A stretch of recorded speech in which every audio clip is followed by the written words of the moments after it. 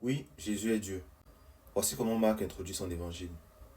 Voici le commencement de l'évangile de Jésus-Christ, Fils de Dieu, mais ça continue, conformément à ce qui est écrit dans les prophètes. Voici j'envoie mon messager devant toi pour te préparer le chemin. C'est la voix de celui qui crie dans le désert, préparez le chemin du Seigneur, rendez ses sentiers droits. Alors ici Marc cite les prophètes. Mais quels prophètes? Malachie, dans le verset 2, et Ésaïe, dans le verset 3. Donc regardons ce que Malachie dit.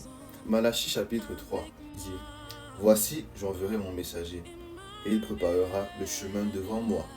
Le messager prépare le chemin devant moi. Moi, c'est Dieu. Et soudain entrera dans son temple le Seigneur que vous cherchez. Donc le messager doit préparer le chemin devant Dieu. Et dans Marc, le messager prépare le chemin de qui? Le messager prépare le chemin devant qui? Ésaïe 40, verset 3.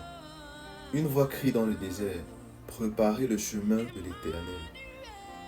Faites une route bien droite pour notre Dieu dans les endroits arides. Le chemin qui est préparé, c'est le chemin de l'Éternel. La route bien droite est faite pour Dieu. Et qui vient dans Marc chapitre 1? C'est Jésus qui vient.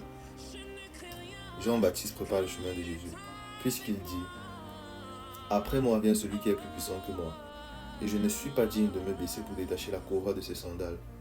Moi je vous ai baptisé d'eau, lui il vous baptisera du Saint-Esprit. Puisque Jean-Baptiste est le messager selon Marc, et qui vient préparer le chemin de Dieu selon Malachie, le chemin de l'Éternel selon Ésaïe, puisqu'il vient aplanir les sentiers pour Dieu encore selon Ésaïe, et que tout de suite, après Jean-Baptiste, on voit Jésus qui est même présenté par Jean-Baptiste, alors il est évident que Jésus est Dieu. Que Jésus est le Dieu qui a été prophétisé par le prophète.